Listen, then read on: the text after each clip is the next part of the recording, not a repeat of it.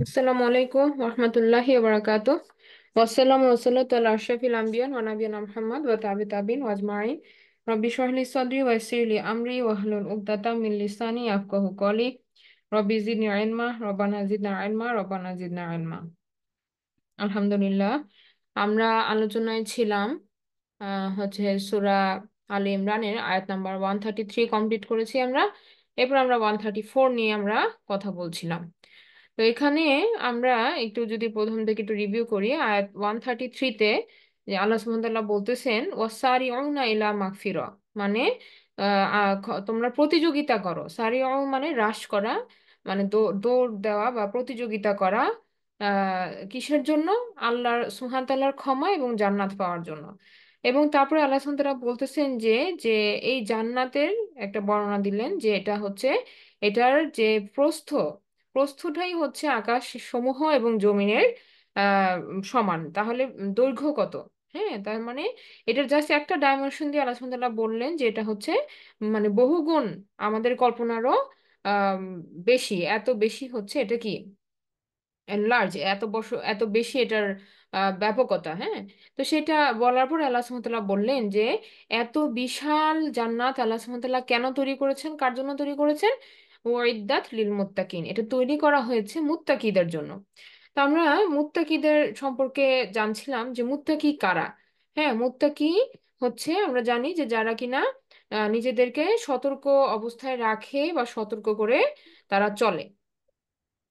তো এখন এই এই যে আমরা বলছি যে যারা যারা আল্লাহ সুবহানাহু ওয়া তাআলাকে ভয় করে নিজেরা প্রোটেকশন নিচ্ছে, তাদেরকে আমরা মুত্তাকি বলছি। তারপরে আল্লাহ সুবহানাহু ওয়া তাআলা তাদেরকে আরো ডিটেইলে বললেন আল্লাযীনা, এরা হচ্ছে আল্লাযীনা ইউনফিকুন, যারা কিনা খরচ করে। এই আয়াতটা আমাদের আজকের হাইলাইটেড আয়াত, আয়াত নাম্বার 134। দেখেন এখানে বলা হচ্ছে যে আল্লাযীনা, যারা ইউনফিকুনা, যারা খরচ করে ফিস সাররাই ওয়াদ দাররাই ওয়াল কাযিমিনাল গায়য ওয়াল আফিনা আনিন নাস।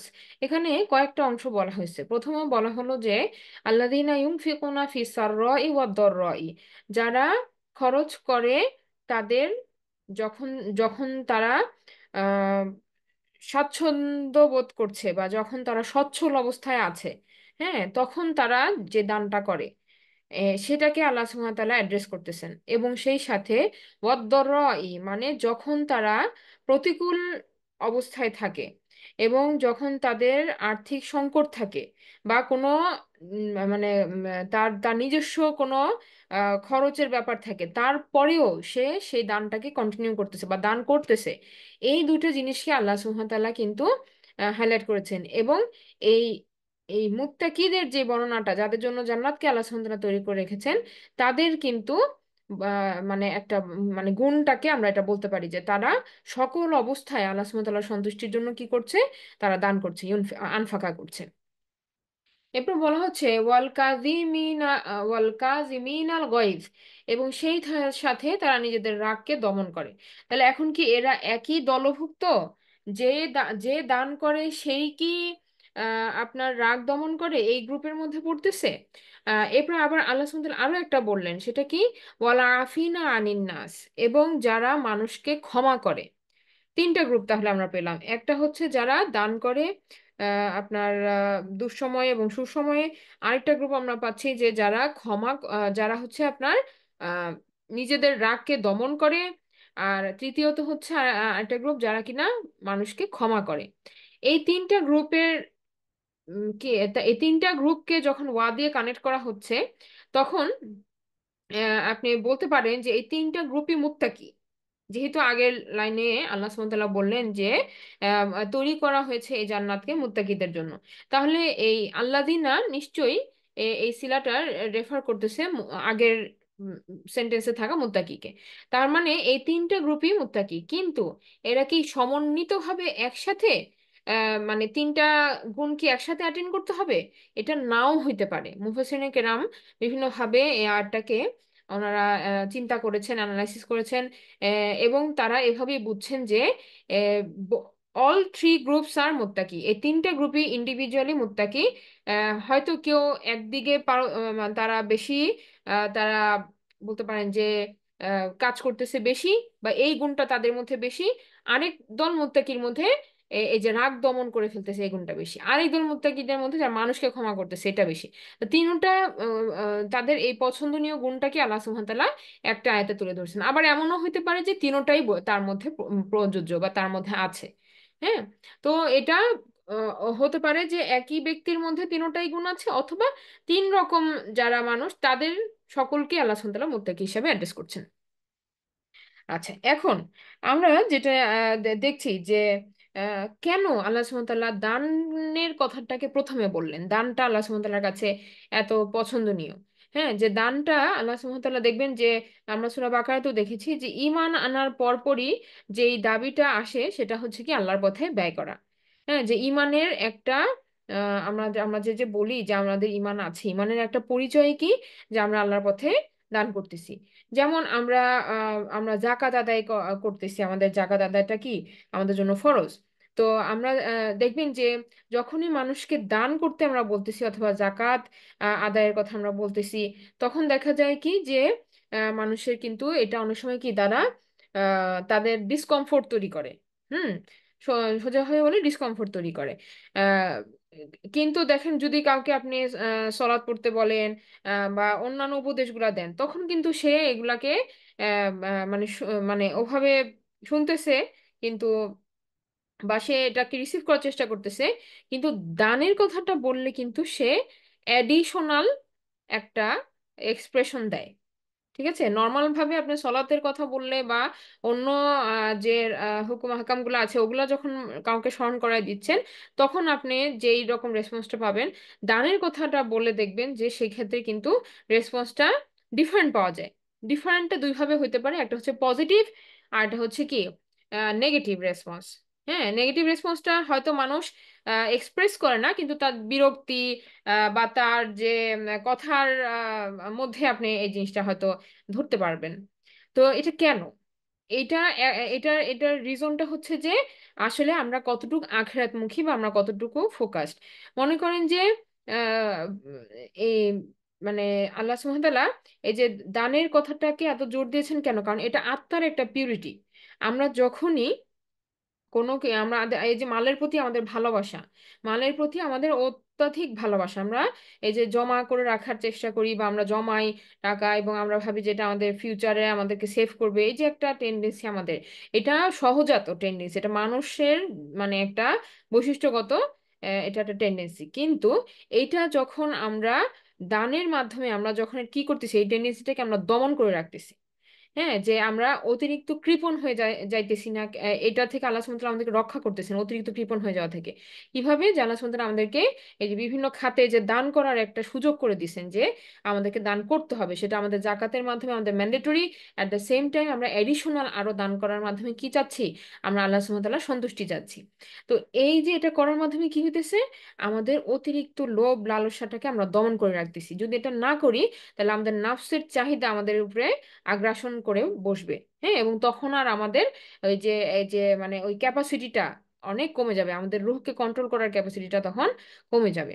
সো এটা একটা মানে খুবই গুরুত্বপূর্ণ একটা টুল আমাদের জন্য, যেটার মাধ্যমে আমরা কি করতেছি, আমরা আমাদের ওই লোভী যে নাফসটা আছে ওটাকে আমরা দমন করতেছি। তো এখন যখন আমাদের টাকা পয়সার আধিক্য আছে বা আমরা খুব কমফোর্টেবল লাইফ লিড করতেছি, তখন এটা করাটা অনেক সোজা আমাদের জন্য, তাই না? যে আল্লাযিনা ইউনফিকুনা ফিস সাররা, যখন আমাদের সহজ অবস্থায় আমরা যখন আসি, তখন তো আমাদের জন্য কি দান করাটা ইজি। কিন্তু যখন আমরা বিপদকালীন সময়ে, তখন কি দান করাটা ইজি? তখন কিন্তু দান করাটা কিন্তু ইজি না, কিন্তু আল্লাহ সুবহানাহু ওয়া তাআলা ওই দানটাকে বেশি পছন্দ করতেছেন। দেখেন, সহজ সময়ে আমরা কিন্তু দান বেশি করতে পারি। হ্যাঁ, মনে করেন আপনার যখন অনেক হাতে ইনকাম, তখন আপনি কি করতে পারতেছেন, আপনি তখন ইচ্ছা মতো আপনি খরচটা করতে পারতেছেন, আপনার পছন্দ মতো আপনি অ্যামাউন্ট দিতে পারতেছেন কাউকে। কিন্তু যখন আপনার সংকট তৈরি হলো, আর্থিক সংকট তৈরি হলো, তখন আপনার সেই অ্যামাউন্টটা কিন্তু কমে যাবে। ই- মানে কমে যাওয়াটা স্বাভাবিক, যে আপনি তখন আর এতটা দিতে পারছেন না, বাট স্টিল আপনি কন্টিনিউ করতেছেন।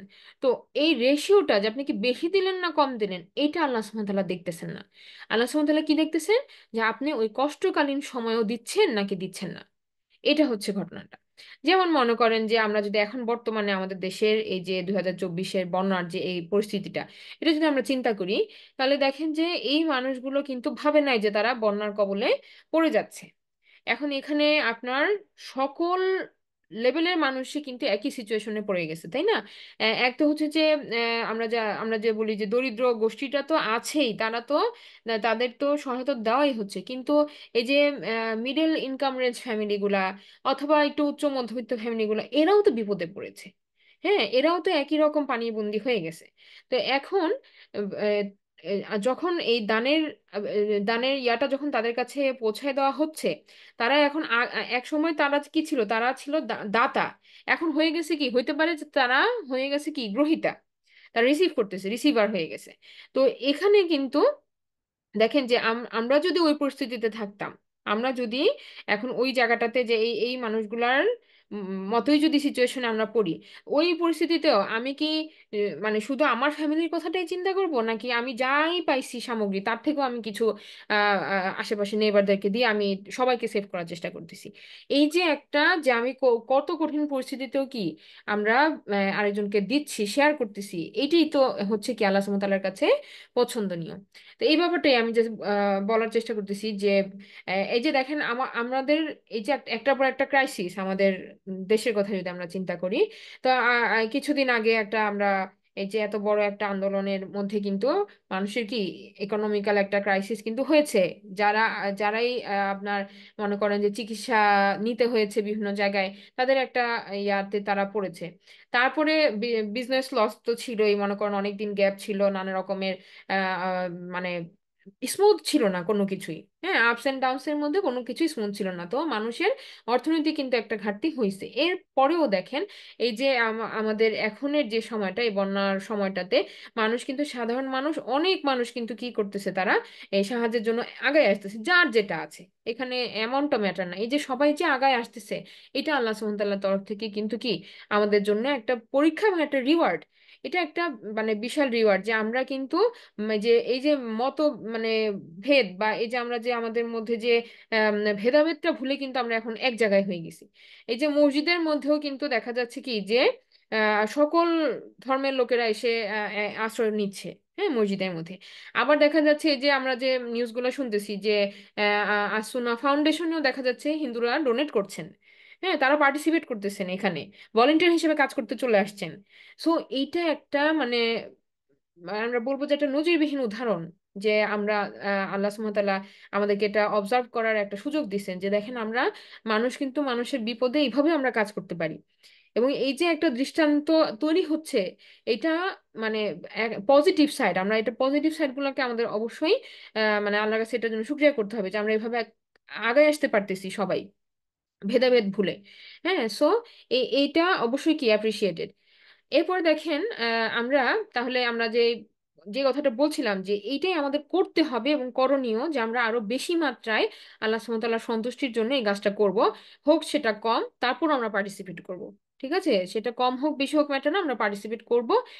এটা সবার কাছে মানে আমি এটা বলতে চাচ্ছি যে আর আপনারা যে যতটুকুই সাধ্য আছে, এই যে মানুষের সহযোগিতা করলে কখনো সেটা কমবে না। আল্লাহ সুবহানাহু ওয়া তাআলা কেন এইভাবে দানের কথাটা এভাবে বলছেন?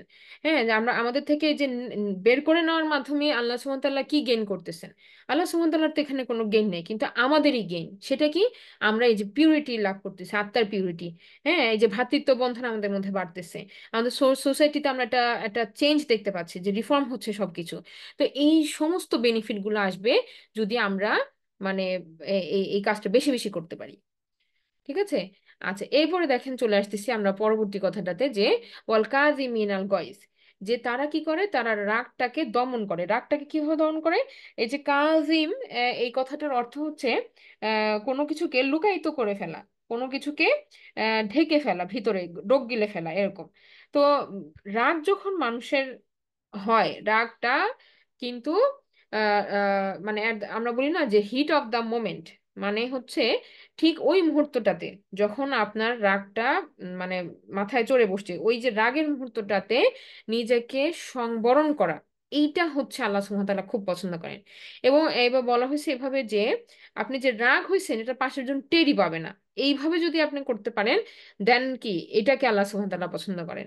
যা আপনি যে রাগ হচ্ছেন এটা আপনার প্রতিবেশী সেটা বুঝতেই পারে না যে আপনি যে এই ব্যাপারটাতে রাগ হচ্ছেন। কিন্তু পরবর্তীতে আপনি এমন না যে সব সময় তাহলে কি আমরা আমরা কি আমাদের কি মানে আমরা বাঙালি হিসেবে আমরা যেটা বলি যে আমার রাগের কোনো দাম নাই, হ্যাঁ এই ব্যাপারটা এটা না।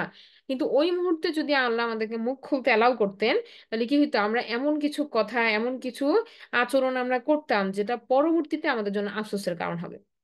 এবং এটা আমাদের সবারই কম বেশি অভিজ্ঞতা আছে যে রাগ কন্ট্রোল করতে না পারলে আমরা কি করতেছি, আমরা জিনিসটাকে আরো ডেভাস্টেটিং পর্যায়ে নিয়ে যাচ্ছি। হয়তো ছোট্ট একটা কথা যেটা হয়তো কাউকে রাগান্বিত করছে, কিন্তু সেই কথার জের ধরে দেখা যাচ্ছে যে অনেক লেন্দি একটা ঘটনা হচ্ছে বা একটা ঝগড়া হয়ে যাচ্ছে, লেন্দি একটা ঝগড়া হয়ে যাচ্ছে, বা এমন কিছু কথা এক্সচেঞ্জ হয়েছে যে যেটা কি পরবর্তীতে মনোকষ্টের কারণ। তো এই যে এই ব্যাপারটা প্রথমেই দমায় ফেলতে হবে, আগুনটাকে প্রথমেই কি করতে হবে, দমায় ফেলতে হবে। এবং আরেকটা ইন্টারেস্টিং ব্যাপার হচ্ছে যে আগুনের সাথে কেন জানি সবসময় মানে রাগের সাথে কেন জানি সবসময় আগুনের কথাটা আসে।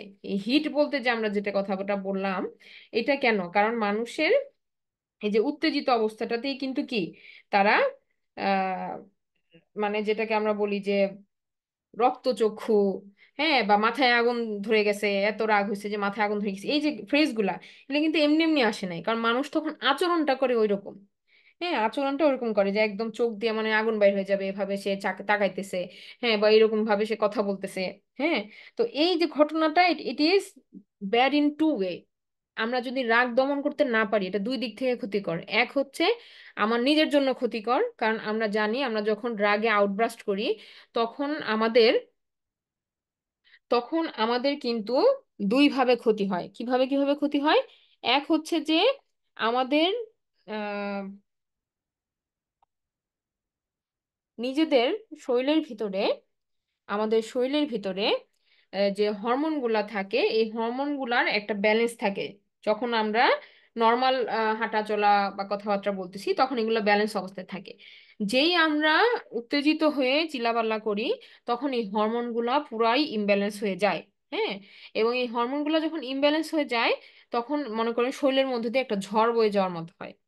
হ্যাঁ, উইচ ইজ ব্যাড। এই এই জিনিসটা আমাদের শরীরের জন্য কি মারাত্মক ক্ষতিকর। এখন আহ আমাদের মনে হতে পারে যে না আমি চিৎকার করে যদি কথাগুলো বলতে পারতাম তাহলে আমার শান্তি হতো, এরকম আমাদের অনেক সময় মনে হয়। কিন্তু দুইভাবে ক্ষতিকর আমরা বলতেছি। ফার্স্ট ক্ষতিটা হচ্ছে নিজের শরীরের উপর ক্ষতি, হ্যাঁ, যে এটা আপনাকে মানসিক চাপ তৈরি করতেছে। এবং আপনি এই যে খুব যখন চিৎকার করে কথা বলতেছেন বা ইয়া করতেছেন তখন শারীরিকভাবে ক্ষতিগ্রস্ত হচ্ছেন। দ্বিতীয়ত হচ্ছে আমরা যখন ওই আচরণটা করব, ওই নেগেটিভ আচরণটা করব, তখন আমি এই আমার কথা এবং আচরণ দ্বারা আমি কারো ক্ষতি করতেছি। সেটা কিভাবে?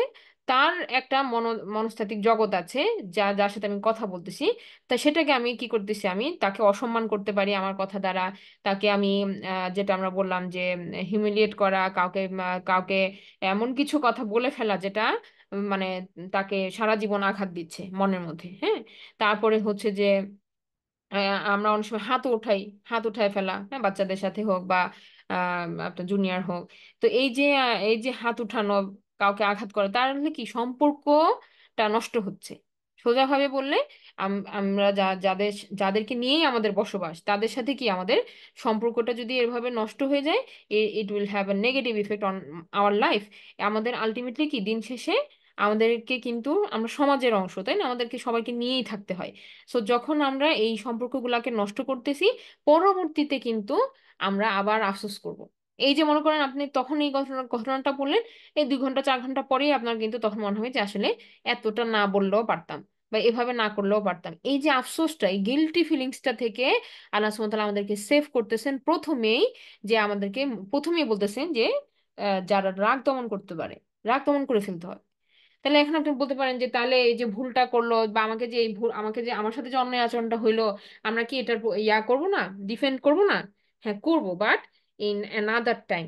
ওই সময়ে না, এই সময়ে আল্লাহ বলছেন যে রাগটা দমন করে ফেলো। আল্লাহ বলেন নাই যে যে তুমি সারাদিন মাথা নিচু করেই থাকবা বা একদম বোবা হয়ে থাকবা, এইটা এইটা ব্যাপারটা তা না। তাহলে কি বলতেছেন যে আহ, মানে রাগটাকে ওই মুহূর্তে বাইর হইতে না দিয়ে পরবর্তীতে তাকে ঠান্ডা মাথায় যুক্তি তর্ক দিয়ে বোঝানো। হ্যাঁ, কথা অবশ্যই বলে তাকে বুঝাতে হবে যে তোমার ওই আচরণটাতে আমি কষ্ট পাইছিলাম, আমি এভাবে আমি চিন্তা করছি, কিন্তু তোমার এই আচরণে কি এই ভুলগুলা ছিল। আপনি তাকে পরবর্তীতে সংশোধন করাই দিবেন। আচ্ছা, তো এই ব্যাপারটাকে, এই যে কথাটাকে তারা ব্যবহার করে যে এই যে কাজিম যে কথাটা, হ্যাঁ এই কথাটাকে এভাবে আপনি চিন্তা করতে পারেন যে একটা এক্সাম্পল, মনে করেন কোকের বা কোক বলবো না, মনে করেন একটা সফট ড্রিঙ্কস এর বোতল, সফট ড্রিঙ্কস এর একটা বোতল। তা ওটা আপনি দোকান থেকে নিয়ে আসছেন, আনার সময় কিন্তু ওটা কি হয়েছে, ওটা নড়াচড়া হয়েছে, তাই না? তো এখন আপনি যদি বোতলটাকে খুব ভালো মতো ঝাঁকি দেন, তাহলে দেখবেন যে ওটার ভিতরে অনেক বাবলস তৈরি হয়েছে। এখন ওই মুহূর্তে বোতলটা কি খোলা কোনো ওয়াইজ কাজ হবে বা কোনো গুড ডিসিশন হবে? যদি খুলেন তাহলে কি হবে, মানে এটা পুরোটা বের হয়ে আসবে, অর্ধেকটুকুই বের হয়ে পড়ে যাবে। এটার এক্সপিরিয়েন্স কম বেশি কিন্তু আছে, বা আমরা দেখছি এরকম হইতে। তো এটা কোনো গুড ডিসিশন হবে না, ওই মুহূর্তে বোতলের মুখটা খোলা কি গুড ডিসিশন হবে না। তাহলে কি করণীয়, ওটাকে রেখে দিতে হবে রেস্টে ফর 20 মিনিট 30 মিনিটস। ওটা থাকবে, থেকে ওটা আস্তে আস্তে নিজে নিজে কি হবে, এটা কুল ডাউন হবে। ওটার মধ্যে যেই এনার্জিটা জমা হয়েছে ওটা আস্তে আস্তে কি হবে, আবার কমে যাবে, বাবলগুলো আস্তে আস্তে রিডিউস হবে। তখন আপনি আস্তে করে ওই ক্যাপটা খুললে ওটা কিন্তু আউটব্রাস্ট করবে না। ঠিক এই জিনিসটাই আমাদের করতে হবে। আমরা যখন খুব রাগ হয়ে যাব, তখন ওই ওই যে ঢাকনা খোলা যাবে না, তো ঢাকনা আমাদের আমাদের কোনটা, আমাদের মুখ, মুখ দুটো সিল করে রাখতে হবে। মুখ দিয়ে কথা বের করা যাবে না তখন। রাগ হইলে আপনি ওই যে মানে হজম করা আর কি, সোজাভাবে হজম করতে হবে। তো এইটা প্র্যাকটিসের ব্যাপার, অফকোর্স সবার জন্য টেম্পার লেভেল এক না। তবে এইখানে আল্লাহ সুবহানাহু ওয়া তাআলা যেহেতু এই কথাটা বলতেছেন, তার মানে কি রাগ কন্ট্রোল করা যায়, this is also a thing. Allah সুবহানাহু ওয়া তাআলা যেহেতু এটা বলতেছেন, তার মানে কি অবশ্যই আল্লাহ সুবহানাহু ওয়া তাআলা মানুষকে ওই ক্যাপাবিলিটি দিয়েই তৈরি করছেন যে তারা রাগকে দমন করতে পারে। মানুষ আছে দেখবেন, বলে যে রাগের মাথায় আমার কোনো হুঁশ থাকে না, it doesn't justify the act. এইটা বলার মাধ্যমে সে কোনো মানে কাফারা দিতে পারবে না যে রাগের মাথায় আমার হুঁশ থাকে না, সো আমি তখন যা করবো ওটা তুমি পরবর্তীতে ভুলে যাও, মানে এইটা কোনো হইতে পারে না। তোমাকে রাগ কন্ট্রোল করতেই হবে। এই জিনিসটা আমরা অনেক সময় কি টেক ইট এজ গ্রান্টেড ধরে নিই, যে মনে করেন বাসার মধ্যে একজন খুব রাগী, আমরা ধরেই নিলাম যে সে এরকমই আচরণ করবে না। তাকেও আস্তে আস্তে আপনাদের এই ইয়াটা গাইডেন্স আনতে হবে যে আল্লাহ সুবহানাহু ওয়া তাআলা যেহেতু বলতেছেন যে এটা কন্ট্রোল করা যায়, অ্যান্ড ইট ইজ আমাদের উপরে, আমরা চাইলে এটা পারবো, তাহলে আমাদেরকে এটা প্র্যাকটিস করতে হবে। ঠিক আছে? আমরা কখনোই এটা কাউকে এভাবে আমি কাউকে এটা বলতে পারবো না যে আমি তো এরকমই না, এটা এভাবে থাকা যাবে না। কারো কম কারো বেশি, হ্যাঁ, কাউকে আল্লাহ বানাইছেন বেশি রাগী, কাউকে আল্লাহ বানাইছেন কম, বা কেউ অল্পতে ইগনাইট হয় কেউ কমে ইগনাইট হয়, সেটা অন্য কথা, কিন্তু এক্সপ্রেস করা যাবে না বা করা উচিত না, এটা আল্লাহ সুবহানাহু ওয়া তাআলা একটা গুড একটা মানে প্র্যাকটিস হিসেবে আল্লাহ বলছেন। তার মানে we are capable to do it, আমরা মানুষ হিসেবে এটা আমরা করতে পারবো, আমাদের সক্ষমতা আছে। ঠিক আছে? সো কম বেশি ব্যাপার না, কিন্তু সবাইকে এটা কি করতে হবে, প্র্যাকটিস করতে হবে। আচ্ছা, এখন আহ, আহ, এই যে আমরা বললাম যে এটা একটা উদাহরণ, কি এটার প্রথম উদাহরণ, যেহেতু আমরা উহুদের যুদ্ধের একটা এই আলোচনার মধ্যে ছিলাম এবং আছি, যে তাহলে রাসূল সাল্লাল্লাহু আলাইহি সাল্লাম উহুদের যুদ্ধের ময়দানে কিন্তু উনি খুবই মানে আপসেট হয়ে গেছিলেন যে কিভাবে মানুষ তাদের নবী, তাদের কাছে প্রেরিত নবীকে বা রাসূলকে তারা এভাবে হত্যা করতে পারে, হ্যাঁ, বা তারা এভাবে আহত করতে পারে। এই যে তারা যে রাসূল সাল্লাল্লাহু আলাইহি সাল্লামকে এভাবে চারিদিক থেকে আক্রমণ করলো এবং হত্যা করার উপক্রম হলো, এটাতে উনি খুবই কষ্ট পেলেন। এবং তখন একটা কথা উনি এরকম বলে ফেললেন যে কিভাবে আল্লাহ হেদায়েত করবে সেই জাতিকে যারা তাদের নিজেদের নবীকে এভাবে আহত করে বা জখম করে। তো পরবর্তীতে রাসূল সাল্লাল্লাহু আলাইহি সাল্লাম কিন্তু ওনার এই কথাটার জন্য মানে আল্লাহ সুবহানাহু ওয়া তাআলাও কারেকশন দিয়েছেন রাসূল সাল্লাল্লাহু আলাইহি সাল্লামকে, এবং তিনি দোয়া করছেন যে আল্লাহ তুমি আমার কওমকে ক্ষমা করো, ওরা জানে না। ঠিক আছে? তো এই যে রাসূল সাল্লাল্লাহু আলাইহি সাল্লাম তার তার যে সংবরণ করলেন, হ্যাঁ, যে তার তার নিজেকে আহ, আহ, যে উনি যে কথাটা বললেন সেটাকে উনি আবার কি করলেন, উনি ওনার দোয়ার মাধ্যমে উনি এটা কারেকশন করলেন। তো একইভাবে দেখেন যে মানুষ সেই সময়ে যারা উহুদের যুদ্ধে যারা পার্টিসিপেট করেছে এবং তারা দেখেছে এই ক্ষয়ক্ষতিটা, বা তাদের নিজেদের পরিবারের মনে করেন কারো কারো সন্তান চলে গেছে, কারো ভাই চলে গেছে, কারো বাবা চলে গেছে, এই যে তাদের এই লসটা নিয়ে, হ্যাঁ, এই যে ডেড বডি গুলা নিয়ে তারা তারা ফেস করছে, তারা তাদের যুদ্ধের ময়দান থেকে এই এই যে তাদের আপনজনদের লাশগুলা নিয়ে তাদের ঘরে আসতে হয়েছে। তো এটা কার জন্য হয়েছে? তখন কিন্তু সবগুলো আঙ্গুল চলে যায় কোথায়? ওই পাহাড়ে থাকা তীরন্দাজ বাহিনীর উপর।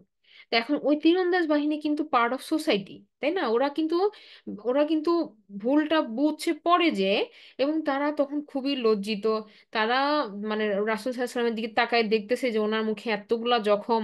হ্যাঁ, আমরা জানি যে ওনার এই যে এটা মারাত্মক ভাবে ওনার এমন ভাবে যে ওনার চোয়ালের ভিতর দিয়ে তীর ঢুকে গেছে, এবং এবং এটা ওনার একটা মানে দাঁত, মানে দাঁতের গোড়া পর্যন্ত যে লাগছে তীরটা। তো এই যে তার এরকম উন্ডেড উনি, তো ওনার চেহারাটার দিকে তাকালে তো ওরা একদম ভিতর থেকে ইয়া হয়ে যাচ্ছে যে এটা আমাদের ভুলের জন্য হয়েছে। হ্যাঁ, তো এই যে তাদের একটা কষ্ট, তারপরে মানুষ তাদেরকে এইভাবে চোখে দেখতেছে যে হ্যাঁ, তোমার জন্য আমার, তোমাদের জন্য আমার আমার ভাই মারা গেছে, তোমাদের জন্য আমার ফ্যামিলিতে আজকে এই শোকটা নেমে আসছে, কারণ তোমরা আসলে কথা শুনো নাই। তাদের কিন্তু একটা রাগ আসাটা স্বাভাবিক। তাদের কিন্তু ওই বাহিনীর উপরে একটা ক্রোধ আসাটা স্বাভাবিক। যারে এটাকে ওই যে ওর পাশের বাসার ওই ওই ও ছিল ওখানে, ও ছিল তীরন্দাজ বাহিনীর ওখানে, ওর জন্য আজকে আমার ফ্যামিলির এই এই এত বড় ইয়া নেমে আসছে। এই যে একটা মানুষের মানে বলতে পারেন যে ন্যাচারাল টু কাম এই আর রাগগুলা। তো এখন আল্লাহ সুবহানাহু ওয়া তাআলা বলতেছেন কি, এই বিপদকালীন সময়ে আল্লাহ সুবহানাহু ওয়া তাআলা বলতেছেন যে তাদেরকে কি করতে হবে, যারা এই এই এই রাগকে দমন করে ফেলতে পারবে, হ্যাঁ, তাদেরকে তার আল্লাহ সুবহানাহু ওয়া তাআলা কি পছন্দ করেন। এবং এই উহুদের যুদ্ধের সময়ই কিন্তু এই যে দানের কথাটাও আল্লাহ সুবহানাহু ওয়া তাআলা এত বেশি বলছেন কেন? কারণ সেই সময়ে সুদের একটা ব্যাপার ছিল যে তারা চাচ্ছিল যে যেহেতু কুরাইশরা সুদের মাধ্যমে এত বড় বাহিনী গ্যাদার করছে, তো এই একটা বেনিফিট তারা নিছে, তাহলে আমরাও কেন সেরকম করি না। আল্লাহ সুবহানাহু ওয়া তাআলা প্রথমেই কিন্তু এখানে দানের কথাটাকে এত বেশি এনকারেজ করলেন যে এটা মানে এই যে যত ক্রাইসিস, যত অর্থনৈতিক ভাবে দুঃখ দুর্দশা যাই আসছে, এই আমরা উহুদের যুদ্ধের মনে করেন যে কারো আর্নিং মেম্বার মারা গেছে, হ্যাঁ, কারো এই যে যুদ্ধে যাওয়ার সময় নানা রকম খরচ হয়ে গেছে, তো তারা তো এমনিও খুব যে ওয়েলদি ছিল তা না। আর এই পরিস্থিতি থেকে ওভারকাম করার জন্য কি এখন সবাইকে এই যে একজন একজনকে হেল্প করতে হবে। আপনি বলতে পারেন যে এই যে একটা ন্যাচারাল ক্যালামিটি যেরকম আমরা ফেস করতেছি এখন, যে একটার পর একটা বিপদ আসতেছে এবং সবাই একজন একজনকে সাহায্য করতেছে, একটা মানে যদিও ওই সময়ের সাথে এই সময়ের কম্পারিজন করাটা একেবারেই আনওয়াইজ। আমি জাস্ট আমাদের আমরা যেহেতু দেখি নাই ওই সময়টা, কিন্তু আমরা এই সময়টাকে দেখতেছি, আমরা এরকম একটা মুহূর্তকে দেখতেছি, এই জন্য আমি কম্পারিজনটা আনলাম আর কি। তো এই ঘটনাটা ওই সময় হইতেছে যে একটা যুদ্ধের পরে কি মানুষ আর্থিক সংকটে পড়ছে।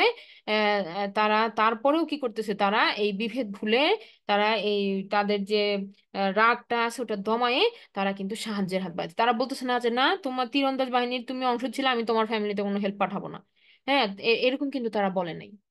কারণ আল্লাহ সুবহান তাআলার এই আয়াতটাকে তারা ভালো মতো বুঝতে পেরেছে। তো এইটাই আমাদেরকেও কি প্র্যাকটিস করতে হবে। তো এই এই যে জিনিসটা আমরা যেটা বললাম যে তারা এভাবে রাগকে কন্ট্রোল করলো। এরপরে বলতেছেন আল্লাহ সুবহান তাআলা ওয়ালা আফিনা আনিন নাস, এবং তারা মানুষকে ক্ষমা করে। এখন ক্ষমা, আমরা জানি ক্ষমার অনেকগুলা ওয়ার্ড আছে, যেমন মাগফিরা আছে, হ্যাঁ, আবার আফু আছে, আফু মানে ক্ষমা করা। তো এখন এই যে এখানে যেটা বললো আফিন, আফু করা, আফু মানে হচ্ছে একেবারেই কি ভুলে যাওয়া, একেবারেই ক্ষমা মানে যে ক্ষমা করার মাধ্যমে একেবারেই ডিলিট করে দেওয়া। যেমন আমরা যখন মাগফিরা বললাম, মাগফিরা মানে কাভার আপ করা। যেমন মনে করেন যে একটা একটা যে পিলো বালিশ, হ্যাঁ, পিলো যে আমরা কুশন বলি, হ্যাঁ কুশন। তো এই এরকম একটা বালিশকে আপনি কি পরাতে পারেন, পিলো কভার পরাতে পারেন, বা বালিশের কভার পরাতে পারেন, বা কুশন কভার পরাতে পারেন। তো পরাইলে কি হইলো, ওটার কিন্তু ওই শেপটা বোঝা যাচ্ছে যে এটার ভেতরে একটা এই চার কোণা শেপের বা গোল শেপের কুশন আছে বা বালিশ আছে। কিন্তু হয়তো সেটা দেখা যাচ্ছে না, কিন্তু কাভারের মাধ্যমে কিন্তু ওটার অবয়বটা বোঝা যাচ্ছে। এখন কাউকে যদি আরেকজন কাউকে যদি বলেন যে তুমি এটাকে ঢেকে দাও, সে কুশন কভার বা পিলো কভার দিয়ে না ঢেকে সে কি করলো, সেটার উপর 3টা 4টা 5টা 10টা ল্যাপ চড়াই দিল বা কম্বল চড়াই দিল। তাহলে কিন্তু এখন কুশন আছে নাকি অন্য কিছু আছে কিছু বোঝা যাচ্ছে না। এই 10টা 12টা কম্বল যদি এর নিচে যদি কোনো একটা কুশন থাকে, সেটার অবয়ব বোঝা যাচ্ছে না, ওটার অস্তিত্বই বোঝা যাচ্ছে না। সো সিমিলারলি আল্লাহ সুবহানাহু ওয়া তাআলা আফু দ্বারা ওরকম একটা ক্ষমাকে বুঝান যেখানে গুনাহটার চেহারাও বোঝা যাচ্ছে না, গুনাহটা কি ছিল সেটাও বোঝা যাচ্ছে না। হ্যাঁ, তো এখানে আল্লাহ সুবহানাহু ওয়া তাআলা বলতেছেন যে মানুষও মানুষকে যারা এইভাবে ক্ষমা করে দেয়, তাদেরকে আল্লাহ সুবহানাহু ওয়া তাআলা খুব পছন্দ করেন। আফিন আনিন নাস। তো এইভাবে আমরা কিভাবে ক্ষমা করব? এই ক্ষমাটা কিরকম ক্ষমা? এই ক্ষমাটা হচ্ছে এরকম যে মনে করেন যে কারোর সাথে আমার কোনো একটা বিষয়ে মন খারাপ ছিল বা তার সাথে আমার একটু কষ্ট ছিল তার উপরে। হ্যাঁ, তো কিন্তু আমি ক্ষমা করে দিছি, ক্ষমাটা আমি এমন ভাবে করে দিছি যে আমার আর ওটার কথা মনেই নাই, আমি ওটার মাথায় আনি নাই কখনো। ঠিক আছে? তো এইভাবে করে ক্ষমা করতে হবে যে আবার কোনোদিন তার সাথে ঝগড়া লাগলো, তখন আমি ওই 3 বছর আগের কথা আমি টেনে এনে তাকে আমি বলবো যে তুমি আমার সাথে ওই যে ওইটা করছিলা, ওই যে ওই এত সালে এত তারিখে যে আমার সাথে এরকম করছিলা, আমি কিন্তু তোমাকে ক্ষমা করে দিছিলাম, ওইটা বললে কিন্তু আর হইলো না। আপনি যদি আগে তাকে রিমাইন্ড করা দেন টাইম টু টাইম যে আমি তোমার এই করেছিলাম, তুমি আমার এই করেছিলা, তারপরে আমি তোমাকে এই করেছিলাম, এইগুলো যদি বলে বলে আমি স্মরণ করাই, তাহলে সেটা কিন্তু আফা হইলো না। ঠিক আছে? আফু হইলো না। আফু মানে এই কথা নিয়ে আর কোনো কথাই হবে না, এইভাবে আমরা তাকে ক্ষমা করে দিব যে লাইফ টাইমে আমি আর এটা নিয়ে কোনো কোনো কথাই হবে না। ঠিক আছে? সো এইভাবে যদি কাউকে ক্ষমা করতে পারি, সেটাকে আল্লাহ সুবহানাহু ওয়া তাআলা আফু বলছেন। আচ্ছা, এখন একই রকম ভাবে আল্লাহ সুবহানাহু ওয়া তাআলার এই কথাগুলাকে আপনার আমার মানে অনেক প্রশ্ন তৈরি করবে যে তাহলে আমি যদি সবাইকে এরকম ক্ষমা করে দিই, তাহলে এই যে আমাদের মনে করে এখন বর্তমান পরিস্থিতিতে যে এই যে যারা এরকম আমাদের উপরে আমাদের থেকে মানে আমাদের শোষণ করছে, এই যে যারা আমাদের উপরে অন্যায় করছে, তাদেরকে আমরা কি করব? তাদেরকে কি আমরা এভাবে আফু করে দিব? আল্লাহ সুবহানাহু ওয়া তাআলা সেটা বলেন নাই। যেমন যারা হিপোক্রেট আছে, মুনাফিক আছে, যারা বারবার একই ভুল করছে, হ্যাঁ, যারা রিপিটেডলি একই ভুল করছে, তাদের কিন্তু আল্লাহ সুবহানাহু ওয়া তাআলা ক্ষমা করতে বলেন নাই। ঠিক আছে? তা আল্লাহর কোনো আয়াতকে কিন্তু ভুল ব্যাখ্যা করা যাবে না। যেমন কেউ যদি এখন এই আয়াত নিয়ে এসে বলে যে এই যে দেখো আল্লাহ তো কোরআনে বলছে যে ক্ষমা করে দিতে, হ্যাঁ, তো তোমরা আমাদের ক্ষমা করে দাও, সেই ভুল ব্যাখ্যাতে যাওয়া যাবে না। এটা হচ্ছে কাদের জন্য? যারা রিপেন্ট করতেছে, অনুতাপ করতেছে, এবং তাদের পরিবর্তনটা লক্ষণীয় যে হ্যাঁ তারা আল্লাহর কাছে তারা ক্ষমা চাইতেছে এবং তারা মুসলিম হিসাবে ফিরে আসছে। সেই ক্ষেত্রে এটা হইতে পারে, আফু হইতে পারে। তবে ওই যে যারা বললাম, যারা মুনাফিক, যারা মানুষের সাথে অন্যায় করছে এবং রিপিটেডলি করছে, হ্যাঁ, তাদের ব্যাপারে কিন্তু আল্লাহ সুবহানাহু ওয়া তাআলা আবার বলেন নাই আমাদেরকে যে তুমি জেনারেল ক্ষমা সবাইকে, নো। ঠিক আছে? তো এটা কেস বুঝে তারপরে আর আর আমাদের যে মানে একটা হচ্ছে যে রাষ্ট্র বিচার করবে, রাষ্ট্র বিচার করে সেই সেই অনুযায়ী তাদের যে ডিসিশনটা সেটা হবে। আর একটা হচ্ছে আমরা as a person, as a common person, আমরা মানুষের সাথে মানুষের যে ডিলিং বা বা এই যে মনে করেন যে কোনো একটা ঘটনাতে একসাথে কাজ করতে যে যে মনোমালিন্য, এইগুলা আমরা কি করতে পারি? আমরা কিন্তু একজন আরেকজনকে ক্ষমার চোখে দেখতে পারি। তো এটা আমরা যত বেশি করতে পারবো, তত কি আমাদের জন্য রিওয়ার্ড আছে। তো এখন কেউ বললো যে আচ্ছা আমি মানুষের সাথে আমি আচ্ছা আমি যাকে অপছন্দ করি তাকেও আমি দান করলাম, আচ্ছা আমি যার যার উপর আমার রাগ উঠে আছে সেটাও আমি দমন করলাম। হ্যাঁ, এই যে আচ্ছা আমি আমি কাউকে অপছন্দ করতেছি, হ্যাঁ, কিন্তু তার এই কাজটাকে সে আমাকে অনেক কষ্ট দিছে, আচ্ছা তারপরেও আমি তাকে ক্ষমা করলাম, কিন্তু আমি এগুলো কেন করব? এটা আপনার মনে হতে পারে যে আমি এগুলো কেন করব। হ্যাঁ, এই মানুষের তো মানে কোনো কিছুর এই যে চাওয়া পাওয়া ছাড়া কিন্তু মানুষ আসলে কিছু করতে চায় না। সো এগুলোর আমার বেনিফিট কি? Why will I do this? এটা করলে আমার কি হবে? আল্লাহ সুবহানাহু ওয়া তাআলা বলতেছেন ওয়াল্লাহু ইউহিব্বুল মুহসিনিন। তুমি আমার ভালোবাসা পাবা। আল্লাহ সুবহানাহু ওয়া তাআলা এখানে কি বলতেছেন? যে তুমি আমার ভালোবাসা পাবা তুমি যদি এটা করো।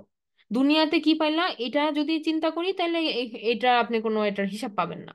হ্যাঁ, যে আমি ওকে কেন দান করবো, এটার আমার আমার তো কমে গেল, এরকম আপনার দুনিয়াতেই মনে হবে। কিন্তু যদি আপনি আল্লাহ সুবহানাহু ওয়া তাআলার উদ্দেশ্যে দান করেন, যে আল্লাহর সন্তুষ্টি আমি চাই, আল্লাহর ভালোবাসা আমি চাই, তাহলে এই দানগুলা কিন্তু কি আপনাকে আরো কি উৎসাহিত করবে যে আমি আরো চাই আল্লাহর ভালোবাসা, আল্লাহর ভালোবাসার আমি মানে সবার থেকে বেশি ভালোবাসাটা আমি চাই আল্লাহ। তো তখন কি আপনি আরো বেশি কি আপনার মনে হবে যে না আমি তাহলে এই দুনিয়ার ছোটখাটো জিনিস চাওয়া পাওয়া থেকে আসলে আমার আমার কিছু মানে নাই, আমি বরং সবচেয়ে বড় যে ইয়াটা, যে আল্লাহর ভালোবাসা, আল্লাহর সন্তুষ্টি, সেটা আমি চাই। এবং কি জান্নাতের থেকেও বড় রিওয়ার্ড এটা, তাই না? জান্নাতে আপনি হয়তো অনেক আনন্দে থাকবেন, অনেক শান্তিতে থাকবেন, যা চাবেন তাই পাবেন, যা যা খাইতে চাবেন তাই পাবেন, যা পড়তে চাবেন তাই পাবেন। কিন্তু তারপরেও কি আল্লাহ সুবহান তাআলার দেখা পাওয়া, আল্লাহ সুবহান তাআলার সন্তুষ্টি পাওয়া, আল্লাহ সুবহান তাআলার ভালোবাসা পাওয়া, এটা তো মানে কোনো কিছুর সাথে কম্পারেবল না। তাহলে আল্লাহ সুবহানাহু ওয়া তাআলা এই তিনটা ডোর দেখায় বলতেছেন যে আমরা যদি এই তিনটা দরজার কোনোটাকে চুজ করি, বা আমরা যদি এই তিনটা দরজার তিনোটাকে চুজ করি, তাহলে কি আল্লাহ সুবহানাহু ওয়া তাআলা বলতেছেন যে তোমরা মুহসিন হয়ে যাবা, আর আল্লাহ মুহসিনদেরকে ভালোবাসেন। ঠিক আছে? তো এই মুহসিন হচ্ছে কি গুড ডুয়ার্স। আমরা জানি যে ইসলামের যে লেভেল গুলা, হ্যাঁ, যে মুসলিম, যে নর্মাল আমরা স্বীকার করছি, যে আমরা একসেপ্ট করছি আল্লাহ সুবহানাহু ওয়া তাআলার কে রব হিসাবে এবং নিজেকে দাস হিসাবে, সে মুসলিম। মুমিন, যে ট্রাই করতেছি প্র্যাকটিস করার, হ্যাঁ, সে হচ্ছে মুমিন। আর মুহসিন হচ্ছে কি সে সে অনেক মানে হাই লেভেলে চলে গেছে। তো এই এই যে সে আল্লাহ সুবহানাহু ওয়া তাআলার সন্তুষ্টি অর্জনের কাছাকাছি চলে গেছে, বা আল্লাহ সুবহানাহু ওয়া তাআলার সন্তুষ্টি সে পেয়েছে। এই যে এই লেভেলটা মুহসিন যারা, আল্লাহ তো বলতেছেন আল্লাহ মুহসিনদেরকে ভালোবাসেন। তো এই মুহসিনের লেভেলে যাইতে হইলে এই কাজগুলোতে আমাদের ফোকাস করতে হবে। আর এখন আমাদের জন্য একটা উত্তম, আমরা বলবো না খারাপ সময়, আমরা বলবো যে এটা ইটস অপরচুনিটি ফর আস, যারা আমরা বুঝতেছি, আমরা যারা কোরআন মানে আলোচনা করতেছি, বা আমরা শুনতেছি, বা আমরা একটু একটু নলেজ গেইন করার চেষ্টা করতেছি, আমরা এটা কাজে লাগানোর চেষ্টা করব। এই তিনটাই আমরা ধরার চেষ্টা করব। আমরা দানে অগ্রগামী হব, আমরা মানুষের প্রতি রাগ প্রকাশ করব না। অনেক কিছুতে আপনার রাগ উঠবে, হ্যাঁ। কখনো মনে হবে যে এই পলিটিক্যাল পার্টির উপর রাগ উঠে, কখনো মনে হবে এই ছাত্ররা বাড়াবাড়ি করতেছে রাগ উঠে, কখনো মনে হবে যে মানে ঘরের বুয়ার উপর রাগ উঠে। এই সব প্রত্যেকটা মোমেন্টে কি কন্ট্রোল, নিজেদেরকে এই আয়াতটা মনে করে কি করতে হবে, অফ হয়ে যেতে হবে। বাড়তি কথা বললেই সেটা কি অপ্রয়োজনীয়, যেটা আমাদের ওই সময়ে ওই মুহূর্তে কি, ওই যে বললাম না বোতলের ক্যাপ খোলা, ওই ওই ঝাঁকি দিয়ে সফট ড্রিঙ্কসের বোতল খোলাটা ওয়াইজ না। তো আমরা সঠিক সময়ের জন্য ওয়েট করব, যখন পরিস্থিতিটা স্বাভাবিক হবে তখন আমরা কারেকশন দিব বা বলার চেষ্টা করব। এরপরে আরেকটা বললাম যে বা কি আফিনে মানুষকে এমন ভাবে ক্ষমা করবো যে সেটা নিয়ে আর ডিসকাশন হবে না কোনো। ঠিক আছে? আবার ওটা নিয়ে গোল টেবিল বৈঠক, ওটা নিয়ে আবার টক শো, এগুলো বেশিতে যাওয়ার দরকার নাই। গেলে তখন কি হবে, এই যে সোশ্যাল জিনিসগুলা এই মিডিয়াতে যত আমরা এই নিউজ দেখি বা দেখি, এটা আমাদের ইনফ্লুয়েন্স করে, আমাদের রাগটাকে কমতে দেয় না। ঠিক আছে? বারবার বাড়ায় দেয়, বারবার বাড়ায় দেয়।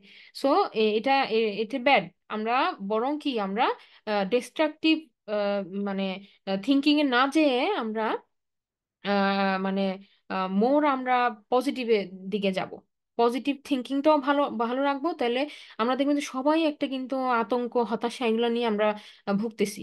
তো আমরা আল্লাহ আমাদেরকে সহজ করে যেন আমরা এটা কাটিয়ে উঠতে পারি। তো আলহামদুলিল্লাহ, আমরা আজকে শেষ করছি এখানেই। ইনশাল্লাহ আমরা নেক্সট ক্লাসে 135 নিয়ে আলোচনা করবো। সুবহানাকা আল্লাহুম্মা ওয়া বিহামদিকা আশহাদু আল্লা ইলাহা ইল্লা আনতা আস্তাগফিরুকা ওয়া আতুবু ইলাইক। আসসালামু আলাইকুম ওয়া রাহমাতুল্লাহি ওয়া বারাকাতুহু।